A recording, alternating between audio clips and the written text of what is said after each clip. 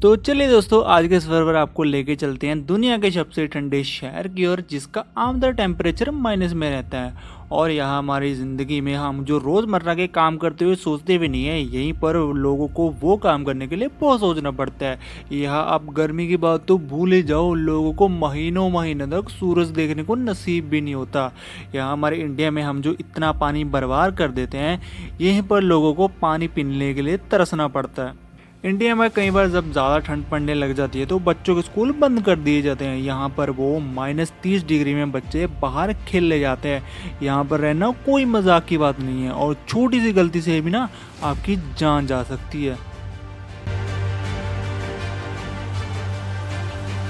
तो दोस्तों, मैं बात कर रहा हूँ याकुतिया सिटी के बारे में, जो कि रशिया में पाई जाती है और इसे आमतौर पर याकुतिया भी कहते हैं।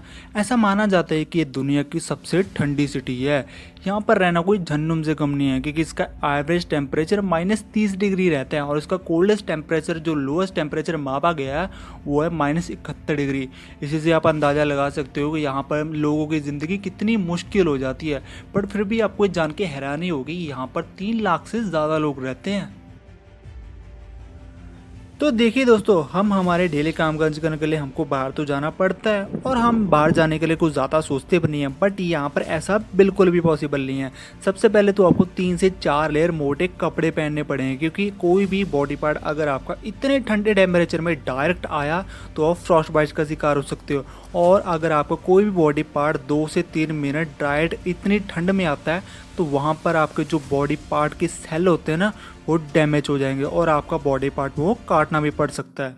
यहाँ पर जो लोग कार रखते हैं वो कार के इंजन को कभी बंद नहीं करते, क्योंकि बंद होने के 20 मिनट के अंदर ही इंजन ऑयल जमकर बर्फ बन जाएगा और इस कार को चलाने की उम्मीद तो भूल ही जाओ। तो फिर उस बंदे को अगली गर्मियों तक बर्फ पिघलने का इंतज़ार करना पड़ता है उस कार को दोबारा यूज़ में लाने के लिए। यहाँ पर अगर आप पैदल चलने की सोचते हो तो आपको 5 से 7 मिनट के बाद अपने आप को गर्म करने के लिए किसी गर्म जगह पर रुकना पड़ेगा, क्योंकि बाहर का टेम्परेचर इतना कम होता है, फेफड़ों को उसकी आदत नहीं होती और आपको बहुत बुरी खांसी होने लगेगी। और यहाँ पर जो शॉप्स और स्टोर्स होते हैं उनमें आपको 3-3 दरवाजे देखने के लिए मिल जाएंगे, क्योंकि इतनी ज़्यादा ठंड को रोकने के लिए एक दरवाज़ा पर्याप्त नहीं होता।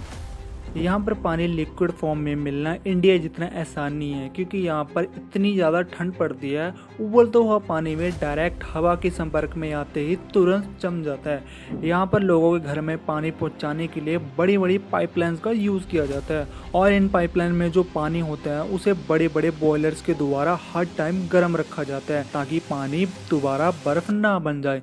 यहाँ पर लोगों के पानी की ज़रूरत को पूरे करने के लिए बहुत ज़्यादा एनर्जी बर्बाद कर दी जाती है। और यहाँ पर अगर किसी की मौत हो जाती है तो उसकी बॉडी को दफनाना भी कोई इम्तिहान से कम नहीं है। मरने वाले की बॉडी को भी 3 से 4 दिन इंतजार करना पड़ता है, क्योंकि 6 से 10 फुट मोटी बर्फ को खोदना कोई बच्चों का खेल नहीं है। बहुत सारे कोलों को एक साथ जलाकर बर्फ को पिघलाया जाता है, फिर उस बर्फ को हटाया जाता है, तब कहीं जाके मरने वाले की बॉडी को जमीन नसीब होती है।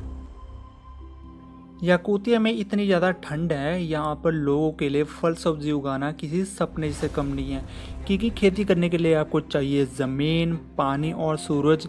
यहाँ पर आपको तीनों मिलना मुश्किल है। यहाँ पर लोग ज़्यादातर साल में मांस ही खाते हैं, कुछ सब्जियों को बाहर से इंपोर्ट किया जाता है। यहाँ की मार्केट को आप देखो तो आपको पूरे बाजार में मांस ही मांस देखने के लिए मिलेगा और ये लोग इसे खुले में रखते हैं, क्योंकि फ्रीजर से ज़्यादा टेम्परेचर आपको बाहर देखने के लिए मिल जाता है। यहाँ पर इतनी ज़्यादा ठंड पड़ती है कि मांस को सड़ने में भी सालों लग जाते हैं। इतनी ठंड होने के बावजूद भी -30 डिग्री में यहाँ पर बच्चे स्कूल जाते हैं, घूमते हैं और बाहर जाकर खेलते हैं, क्योंकि कितनी भी ठंड बढ़ जाए यहाँ पर लोगों ने अपने आप को इस माहौल में ढाल लिया है। इस नर्क भरी जगह में भी अपने आप को जीना सिखा दिया है। तो कैसी लगी आपको याकुतिया शहर की ठंडी ठंडी लाइफ? क्या आप कभी यहाँ पर जाना पसंद करोगे? कमेंट जरूर करना। बाकी भाई जो यहाँ तक वीडियो को देख रहे हैं उन मेरे भाइयों को जय श्री राम।